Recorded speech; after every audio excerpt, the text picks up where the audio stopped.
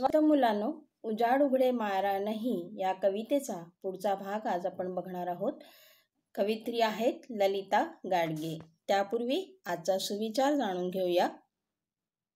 श्वास व विश्वास दोन्ही अदृश्य आहेत, परंतु दोघात इतकी ताकद आहे की अशक्य गोष्टीला शक्य बनवून देतात.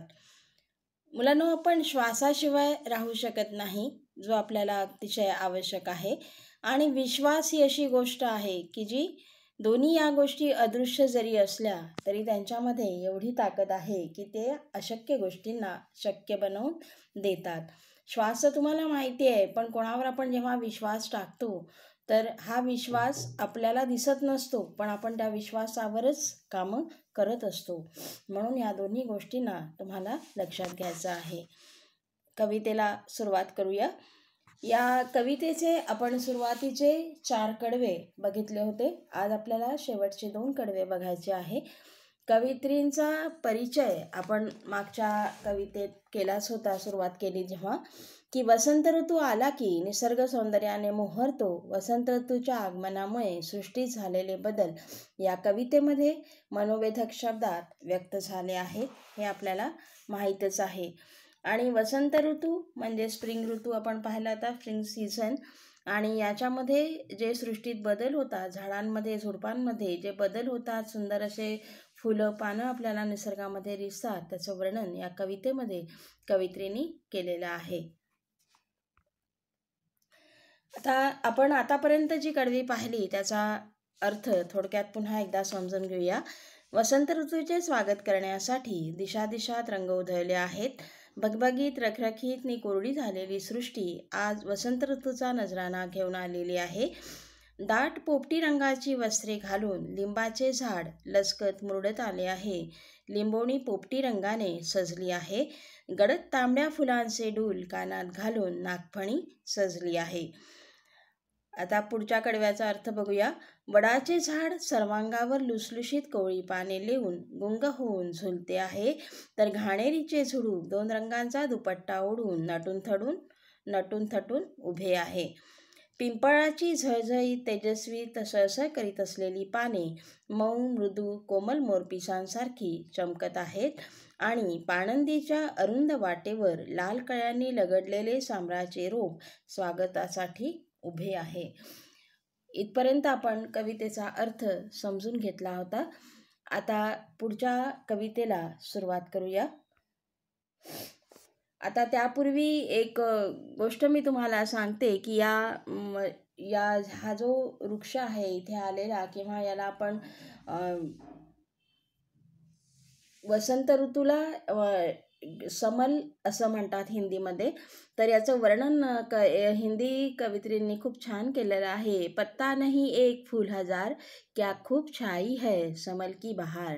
आणि दुनियेतील हा सुंदर वृक्षाचा असा हा समजला जातो सीझन, त्याच्यामुळे याला वसंत ऋतू म्हणजे बहरणारा आनंद देणारा ऋतू म्हटल्या गेलेला आहे. आता या कडव्यांचा अर्थ आपण बघूया आणि कडवं एकदा त्याचं वाचन करूया. पळसफुले ही बहरून आली या मातीच्या अंकावरती, कुसुमे सारी या जगातली पाहून त्यांना मनात झुरती. तर ह्या कडव्याचा अर्थ समजून घेऊया की मातीच्या मांडीवर म्हणजेच की मातीला लहान बालकाची उपमा दिलेली आहे की लहान बालकासारखी पळसाची फुले फुलून आली आहेत.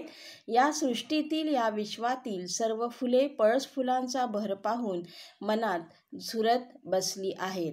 आता पळस फुले म्हणजे काय की पळसाचे झाड जे आहे त्याला तांबड्या रंगाची फुले येतात आणि साधारण फेब्रुवारी मार्चमध्ये याचा बहर आलेला असतो.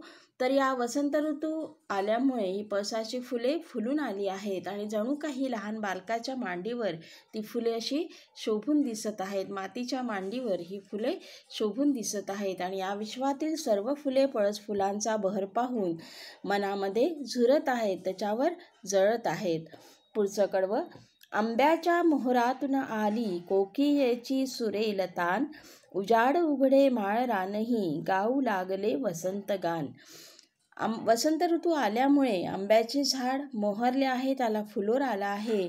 या आंब्याच्या मोहरातून कोकिळेची मधुर तान हवेवर लहरत आली आहे. भकास असलेले उघडे बोडके माळरानही आता वसंत ऋतूचे गीत गाऊ लागले आहे. तर या कुसुमे म्हणजे इथे फुले, मोहर म्हणजे फळाआधीचा फुलोर, आंब्याला आलेला फुलोर तुम्हाला माहीतच आहे मुलांनो. कोकिळा एक पक्षी आहे, कुहू कुहू गाणारा. सुरेल मधुर गोड अशी तान, तान म्हणजे स्वरांची लहर, आणि वसंत गान वसंत ऋतूचे गाणे. तर या कवितेमध्ये आपल्याला 3 वाक्प्रचार आणि त्यांचे अर्थ विचारल्या जाऊ शकतात. स्वागत करणे म्हणजे आगमनाचा आनंद व्यक्त करणे, आदर सत्कार करणे, दंग होणे, गुंगून जाणे, मग्न होणे, मनात झुरणे, मनात खंत करणे. तर अशा प्रकारे या कवितेचा अर्थ आज आपण इथे समजून घेतला आहे की थोडक्यात ही एक निसर्ग वर्णनपर कविता आहे, हे तुम्हाला लक्षात घ्यायचं आहे. यामध्ये जी झाडांचा उल्लेख इथे आलेला आहे त्या सर्व झाडांना तुम्हाला समजून घ्यायचं आहे की बेरड कोरड जी सृष्टी आहे त्याला छान सजणारी अशी ही असा हा ऋतू आहे. आणि याच्यामध्ये त्यांनी म्हटलंय सगळ्यात पहिले की गर्द पोपटी वसने लेऊन आलेली लिंबोणी, नंतर नागफणी ही जर्द तांबडी कर्णफुले घालून सजलेली आहे.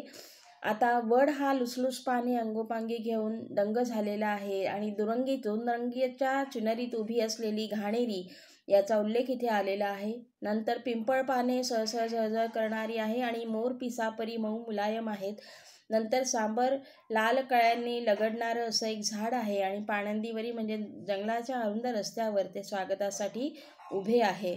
नंतरच्या कडव्यामध्ये आज आपण जे पाहिलेलं होतं की पळस फुले ही बहरून आली.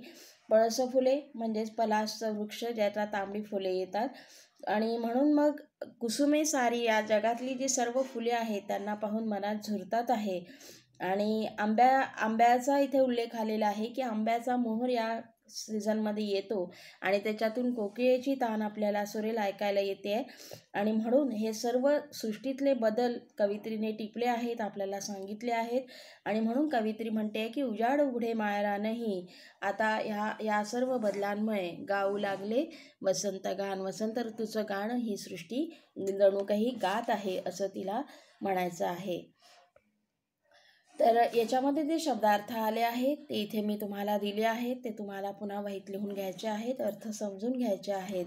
आणि याचा या कवितेचा जो पूर्ण हा स्वाध्याय पुस्तकातला आहे, या पुस्तकातल्या प्रश्नांचे उत्तरं मी तुम्हाला समोरच्या वर्कशीटमध्ये दिलेले आहेत, ते तुम्हाला वहीत लिहायचे आहेत. आणि याशिवाय जे जास्तीचे प्रश्न उत्तरं होतात आहेत ते तुम्हाला मिळतीलच.